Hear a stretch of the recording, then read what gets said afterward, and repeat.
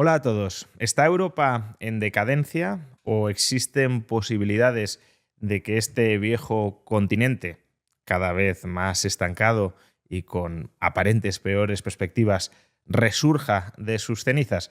Pues hoy vamos a hablar sobre esto, vamos a hablar sobre Europa o sobre las Europas, sobre los distintos países que conforman Europa y sobre las distintas perspectivas políticas, económicas y sociales que hay dentro de cada uno de ellos y que muchas veces son divergentes y pretenden remar en direcciones opuestas, algo que desde la realidad de algunos de esos países de la vieja Europa decadentes, como es España, pues no siempre se percibe. Y para hablar sobre este asunto, hemos traído a una persona que es de España, pero que no vive en España, sino que vive en uno de los países europeos que pretenden de alguna manera influir en un giro ideológico de esa Europa decadente y que además es uno de los fundadores de VisualPolitik y también uno de los promotores del nuevo programa universitario junto a la Universidad de las Hespérides de inversión multiactivo. ¿Qué tal, Enrique Couto? Bienvenido. Muy buenas, Juan. Muchas gracias por la invitación y un placer estar aquí contigo. Es un auténtico placer. Vamos a hablar sobre Europa, ¿no? Porque desde la perspectiva española, Europa parecía como algo que nos iba a salvar y que nos iba a elevar, pero cada vez más está cundiendo un cierto discurso, no sé hasta qué punto euroescéptico, pero sí de cierta frialdad o de cierto alejamiento con Europa, justamente porque no está dando los resultados que muchos esperaban. Y además percibimos Europa como pues una maquinaria burocrática cada vez mayor que adopta políticas económicas nefastas y de hecho si comparamos, y esa sería, ¿no?, la primera pregunta, si comparamos la evolución de Europa con la de Estados Unidos durante los últimos años, incluso las propias élites europeas dicen que ha sido catastrófica. ¿Cómo percibes esa creciente brecha entre Estados Unidos y Europa? Bueno, es que lo que podemos decir es que Europa fundamentalmente ha demostrado ser una especie de neoimperio disfuncional, tremendamente disfuncional. Europa se creó como una conjunción de países que querían promover sus lazos económicos y se ha ido desarrollando hasta la constitución de un auténtico imperio político, ¿no? Una estructura supranacional que se ha superpuesto al resto de países para tratar de generar una cohesión y una unidad administrativa, cultural y política que simple y llanamente no existe, que no es un reflejo ni de la realidad territorial que tiene la construcción de Europa, ni tampoco es un deseo de los propios europeos. Y el problema es que hasta ahora nos habían contado, sobre todo en España, que claro, bueno, que el imperio europeo al menos sería algo así como el maná de felicidad, de los derechos, realmente lo contrario, ¿no? Después de años de construcción de una Europa política, la situación es cada vez peor. Los resultados económicos son terroríficos. Solo tenemos que ver la situación en la que se encuentran aquellos países que hoy por hoy pilotan la Unión Europea, ¿no? Que son Alemania en un proceso de desindustrialización muy inquietante y preocupante al que no consiguen revertir. Tenemos a Francia, que es un país que prácticamente ha entrado o ha pasado un punto de inflexión donde está deslizándose tobogán abajo por una situación de caos económico verdaderamente inquietante. Tuvimos al Reino Unido que salió corriendo y hoy Europa es esencialmente un aparato burocrático terriblemente disfuncional. Y es disfuncional, primero, porque no cumple con su primer objetivo, que es garantizar o estimular o proteger o alentar la prosperidad de los europeos. Europa, con esta Unión Europea política, se ha convertido en uno de los territorios más anémicamente económicos o poco dinámicos de todo el planeta. No solo respecto a Estados Unidos, donde la diferencia respecto a 2008 es brutal, ¿no? Porque hay mucha gente le sorprende. Pero si nos vamos a datos de 2005, 2006, 2007, previos a la construcción de esta Europa política, la realidad es que en renta per cápita Europa y Estados Unidos estaban prácticamente de la mano. Y en cambio, a partir de 2008, a partir de la crisis financiera y a partir de toda esta aceleración que ha habido de unificación política con la agenda climática, la agenda verde, las inquietudes de Bruselas, la diferencia se ha hecho abismal. Además, si me permites, Enrique, un matiz sobre esto último, estábamos a la par en gran medida porque los países ricos de Europa pues eran más o menos o casi tan ricos como Estados Unidos y uno podría pensar, bueno, claro, han entrado todos los nuevos países más pobres y eso nos ha ensanchado la brecha, pero justamente esos países más pobres son los más dinámicos dentro de Europa, ¿no? Exactamente. Eso, si hoy cogemos a los más ricos, la brecha con Estados Unidos sigue Claro. siendo muy relevante, ¿no? El hecho de que puedas comparar hoy el PIB per cápita de Francia con el de Mississippi, que es uno de los estados más pobres de Estados Unidos, te dice mucho de esto, ¿no?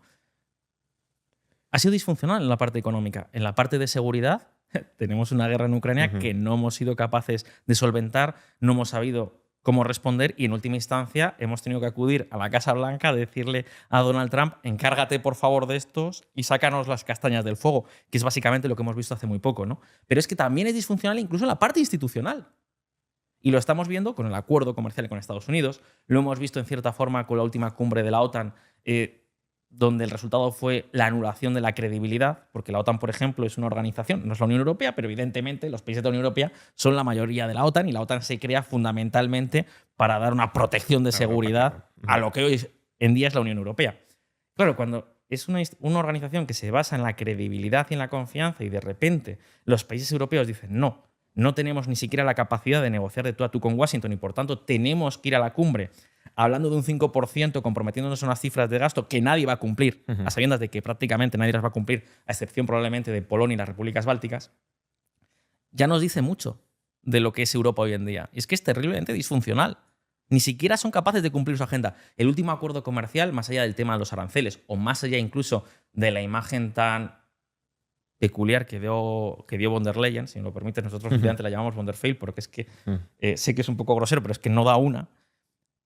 Cuando lees el acuerdo ya más concreto firmado y te encuentras, por ejemplo, donde se dice que se va a dar pie o que se van a aceptar las regulaciones de la industria automovilística, las regulaciones automovilísticas de Estados Unidos de cara a la industria automotriz, dices, ¿y entonces?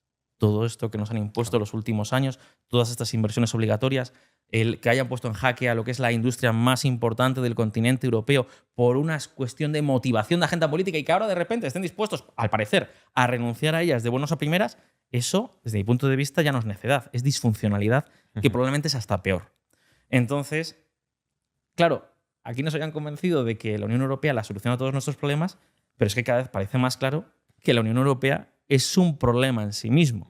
Y yo creo que eso tiene mucho que ver con la distancia que estamos teniendo respecto a Estados Unidos, ¿no? Por ejemplo, desde que se ha forjado esta especie de unidad política impuesta, acelerada, se han producido muchísimos desarrollos tecnológicos, ¿no? La revolución digital, la revolución de la inteligencia artificial, la última, y sistemáticamente Europa está fuera de juego, pero completamente fuera de juego. Esa era la tesis del informe Draghi, diciendo, bueno, es que no hemos aprovechado ninguna de las revoluciones de productividad de los últimos 20 años, de ahí la brecha de renta per cápita.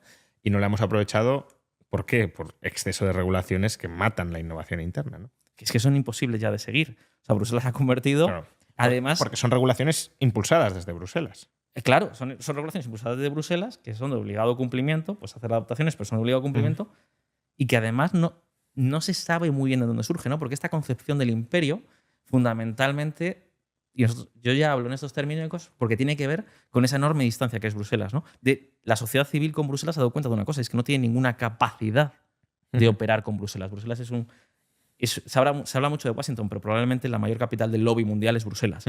Y al final es una conjunción de intereses de parte que van creando una regulación absolutamente monstruosa que regula todo, ¿no? El caso de la inteligencia artificial, con las regulaciones de inteligencia artificial, cuando estás completamente fuera de juego. Hombre, antes que regular la inteligencia artificial, quizás fuese mucho más necesario preocuparte de cómo no perderte nuevamente esta revolución.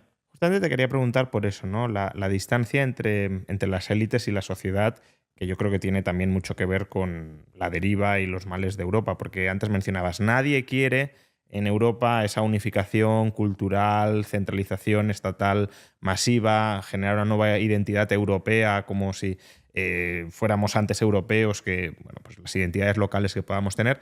Pero yo ahí discrepo. Si hay un grupo, un subgrupo que lo quiere, que son justamente las élites europeas, que probablemente sí estén aculturalizadas y sí se sientan más europeos que de sus propios países justamente porque residen en Bruselas, que es una urbe burocrática que no tiene ya nada de identidad local propia. Entonces, claro, cuando vas centralizando y te vas alejando tanto, pues se abre esa distancia y eso lleva a que uno tome decisiones en función de lo que le interesa al mismo, a los lobbies que te rodean y que estén totalmente despegadas del terreno y de la problemática particular de cada zona. Bueno, es que además tienen, hay que decirlo, un nivel de vida bastante alto y una serie de privilegios y de prebendas que probablemente... Que quieren conservar, ¿no? Que quieren conservar y que serían muy difíciles de justificar en un entorno político más cercano, ¿no? Claro. Porque muchas veces se habla de los privilegios y las prebendas que tienen los políticos, por ejemplo, en España, que son una broma respecto a lo que tienen no solo los políticos, sino toda la burocracia europea. Por eso todos los españoles se quieren ir a Claro, Bruselas. es un destino dorado, ¿no? Claro. En términos de presupuesto, de renta, de nivel de vida, hombre, no hay punto de comparación. Y de falta de fiscalización Y de también, falta de que no fiscalización. que no es poca cosa, porque aquí te están insultando todo el día y te están sacando trapos sucios todo el día, y entiendo que eso ha de quemar. O sea, el político dirá, prefiero mandar a renunciar a tal, aunque me cueste esto. Pues claro, en Bruselas, a Calviño, ¿quién la está fiscalizando ahora, por ejemplo? Absolutamente A nadie. Teresa Rivera, bueno, un poquito, pero desde la prensa anglosajona, desde España, nada. Entonces, cobras mucho más, tienes mucho más poder, y además estás aislado de toda la fiscalización, pues vamos, retiro dorado, desde luego. Claro, el problema son las consecuencias que todo esto está teniendo, ¿no? O sea, al final, porque es un monstruo que además es que no da marcha atrás. De hecho, ya con las últimas medidas, incluso de emisión de bonos conjuntos, con los últimos planes que están tomando, como pudo ser primero Next Generation y luego los planes de rearme, estamos viendo como ya de la unidad política estamos pasando también a una pretensión de crear una unidad fiscal, ¿no? Incluso recientemente ha habido una propuesta todavía muy simbólica, muy marginal, de establecer una especie de recargo, de impuesto, de tasa fiscal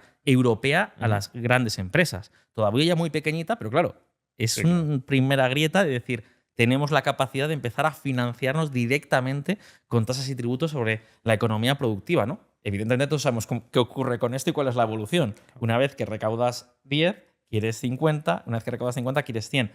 Y esto se está haciendo en Europa porque es un globo que no para de crecer. Incluso, oye, lo hemos visto, ¿no? Los últimos días con el tema de Donald Trump, que ha sido una apisonadora con Bruselas, porque al final Bruselas no sé muy bien de qué sirve, o su agenda en qué ha quedado. A mí me hace mucha gracia, no me hace gracia, ¿no? Pero es una forma de hablar.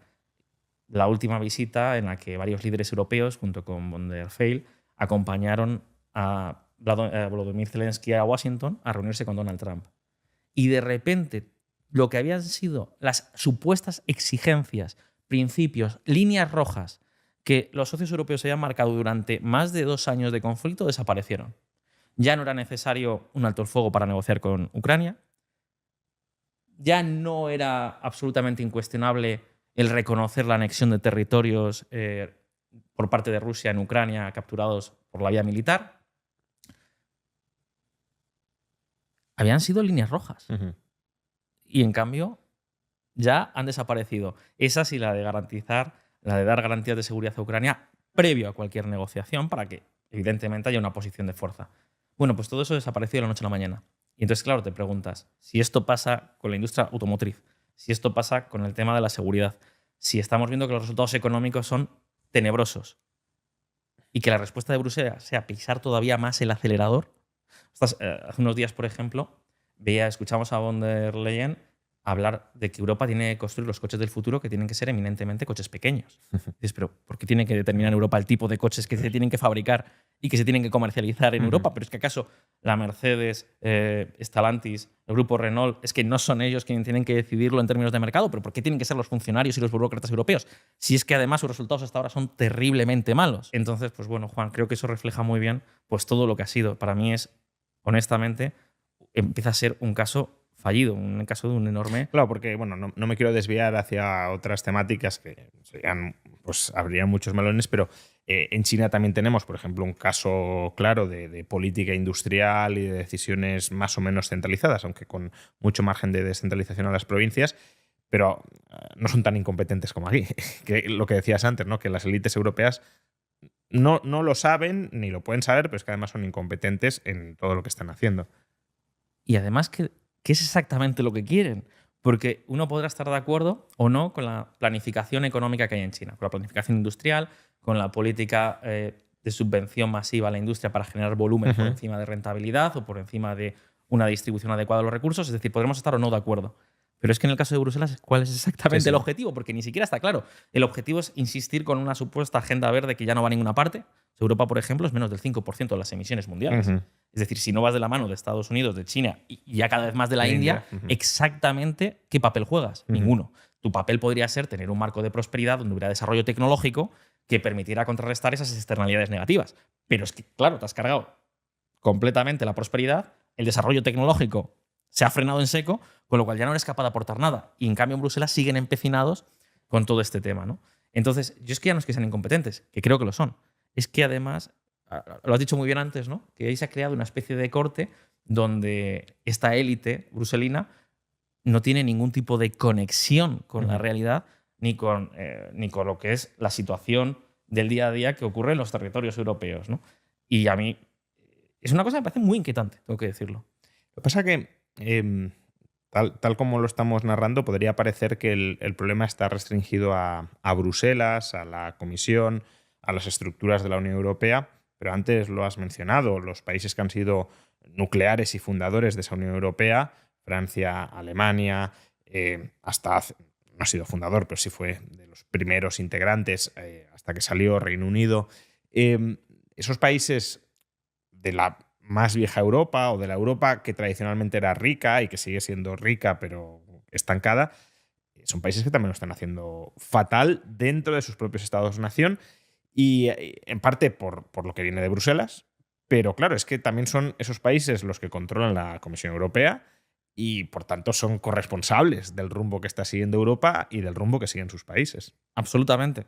Es decir, de hecho, mira, a mí me gusta mucho establecer ciertos mapas mentales. Creo que facilitan mucho la situación de las cartas en el tablero. Y me gusta mucho la clasificación que hace Rey Dalio de diferentes estados, de diferentes momentos de desarrollo en los que se encuentra un país, ¿no? Entonces yo ahora mismo en Europa veo claramente que no existe esa unidad o esa cohesión o ese momento único europeo que tanto nos quieren vender, sino yo honestamente lo que veo son tres grandes Europas diferentes. Por un lado están los países que son ya prósperos pero que todavía no tienen la percepción de serlo, es decir, no creen que sean ricos ni prósperos y por tanto todavía tienen unas instituciones que buscan mejorar sus niveles de competitividad de forma muy acelerada. Fundamentalmente es todo el bloque soviético, es decir, todos aquellos países que vienen de unos niveles de desarrollo mucho más bajos, lo que es Europa, centro de Europa y el este de Europa. Luego tenemos los países que ya no son prósperos, pero que ellos siguen pensando, se siguen considerando a sí mismos que son la vanguardia del mundo, donde tendríamos a Alemania, tendríamos a Francia, probablemente también pues, a Bélgica o Dinamarca. Reino Unido también. Reino Unido probablemente también estaría ahí, aunque pero ya fuera de la Unión Europea. Y luego tenemos los países donde realmente ya sabemos que no somos prósperos y no lo somos y lo sabemos, ¿no? Que sería pues, lo que es el sur de Europa. Yo creo que en Italia, España, Portugal, todo el mundo tiene muy claro que vayan mejor o peor las cosas, su nivel de prosperidad relativa hace tiempo que dejó de mejorar. Que dejó de mejorar. Y claro, Europa está dirigida por los segundos, fundamentalmente apoyadas por los terceros que quieren dinero. Y eso ha generado unos incentivos perversos, ¿no? Porque al final has perdido la prosperidad, todavía no te has dado cuenta de que la has perdido y entonces tu única capacidad, tu único discurso es reclamar más derechos, tener un creciente desarrollo de exigencias o reivindicaciones de transformaciones culturales e identitarias, que es en el momento en el que nos encontramos. Y claro, todo esto pierde de vista una cosa fundamental, y es que sin competitividad y sin prosperidad, pues no hay mejora del nivel de vida y además ni siquiera puedes competir en un mundo que cada vez es más dinámico, donde además ya la competencia no se centra entre Estados Unidos y Europa, sino donde hay muchos más actores que están entrando de lleno. Lo que ha ocurrido con la industria automotriz es un buen ejemplo. Es que ya no se trata de que las compañías japonesas o las compañías coreanas o las compañías americanas compitan con tus fabricantes, que es la realidad que hemos vivido en los últimos 20 o 30 años, sino que ahora tenemos también una nueva entrada masiva de un rival que probablemente sea imparable, que es la industria automotriz de China, que es el mayor fabricante mundial de coches con mucha diferencia y el líder en tecnología eléctrica. Entonces, ¿tú dónde te has quedado exactamente? Pues promoviendo regulatoriamente el coche eléctrico en el que no eres competitivo. Promoviendo regulatoriamente el coche eléctrico donde no eres competitivo, habiendo destrozado o habiendo hecho un daño enorme con recargos, con tasas de carbono y con todo tipo de regulaciones a la industria, que es una de las más competitivas de Europa y que era, desde luego, la vanguardia de la tecnología europea, que era la industria de la automoción, que hemos liderado a nivel global durante 50 años, la has destrozado prácticamente para darle a otro la carta de ahora eres el líder, nosotros ya no lo somos, ahora trataremos de recuperar terreno con unas empresas que están cada vez más zombificadas, ¿no? Es un problema enorme. Claro, y no solo se trata de que la prosperidad pues, sea importante por todo lo que has mencionado, sino que incluso desde la perspectiva de estas élites políticas que quieren tener influencia no solo interna sino global, claro, si eres una economía estancada y cada vez más relativamente pequeña frente al resto del mundo que sigue creciendo, tu influencia geopolítica, y lo veíamos antes con la negociación con Estados Unidos, pues es nula. Es decir, ¿qué músculo financiero tienen en realidad esos estados de cara al exterior para tratar de promover algún tipo de agenda? Ninguna. Ninguna. Y hay un ejemplo muy bueno, honestamente, que es lo que ha ocurrido con el tema de la energía. Cuando Europa tenía una dependencia de la energía rusa bastante alta, sobre todo en gas natural, pero también, por ejemplo, en suministro de combustibles, como por ejemplo el diésel y bueno, también de crudo. Cuando en 2022 se decide empezar a poner fin a ese aprovisionamiento por parte de Rusia, con una técnica, por un lado, política, de empezar a separar realidades económicas o relaciones económicas, y por otro también con el objetivo, no de que los rusos no vendan su petróleo, que esto es una gran mentira que se repite sistemáticamente en los medios de comunicación, sino de bajar los márgenes del petróleo ruso, sacando a demandantes del mercado, tienes que buscar una alternativa. Tienes que buscar una alternativa lo antes posible, porque evidentemente tu industria, porque evidentemente el poder adquisitivo de los hogares, porque tu situación económica depende de tener un aprovisionamiento en gran medida, tener un aprovisionamiento energético barato. De hecho, parte de lo que ha ocurrido en Alemania es que esto ya fue la gota que colmó el vaso, ¿no? Los costes energéticos disparados fue el momento en el que ya se dijeron, no podemos más. Ya todos los desequilibrios que hemos generado, fiscales, regulatorios, laborales, ahora ya sumados al coste energético, ha hecho que nuestras industrias simplemente ya no sean competitivas. En ese momento tienes que buscar una alternativa. Bueno, aparece la alternativa de Estados Unidos. Fantástico, llega a Estados Unidos, está explotando la industria de la exportación del gas natural licuado. Fenomenal, es un proveedor enorme, gigantesco, es mucho más caro, evidentemente, que el gas que procede por tuberías, pero bien, es una solución de corto plazo. ¿Pero qué más? Es decir, tienes que buscar soluciones que sean económicamente razonables. Pues las hay muy próximas a Europa. Por ejemplo, Argelia tiene una de las mayores reservas mundiales de fracking en términos de gas, ¿no? O sea, de fracking ligado a la explotación potencial de gas natural. Hombre, si tú tienes un problema enorme con Rusia, probablemente si tú tienes capacidad de liderazgo, si realmente te preocupan los temas pragmáticos de competitividad, hubieses dicho, hay que conseguir llegar a un acuerdo con Argelia para desarrollar estos inmensos recursos que no están desarrollados, porque puede ser un suministro muy sustancial para Europa. Primero, porque va a ser mucho más barato que el gas procedente de Estados Unidos, porque incluso se podría transportar mediante tubería fácilmente, en muy poco periodo, en un periodo de tiempo muy corto. Pero es que además no puedes depender de una única fuente de suministro. ¿Qué ocurre si mañana el precio del gas natural en Estados Unidos comienza a repuntar con fuerza y hay una presión política por decir hay que limitar las exportaciones porque evidentemente están dañando a los hogares, ¿no? Lo cual, si se sigue desarrollando la inversión en IA en Estados Unidos, no es nada descartable. Exactamente. Y ese es un problema del que no se está hablando y que es un problema potencial real a no mucho tiempo vista. En Bruselas hay parálisis total. En Bruselas y en las diferentes capitales de los países más importantes de Europa es un tema del que ni se habla. No se cuenta con ello. Al revés, ¿no? Llegas a este acuerdo comercial donde dices que vas a comprar unas cantidades loquísimas de energía que, bueno, no es real, pero bueno, llegas incluso a ese nivel de acuerdo que te compromete, que te ata y que además te va a obligar a focalizar mucho más esas adquisiciones que, por otra parte, ni siquiera son de mercado, ¿no? También parece que vienen decididas o pretenden venir decididas por el poder político. Pues ni siquiera en algo tan sencillo como el suministro energético, en algo tan relevante como el suministro energético, en algo que es tan importante para el corazón de Europa, incluso para esos países que dominan la Comisión Europea, como son particularmente Alemania, es que ni siquiera le han prestado atención.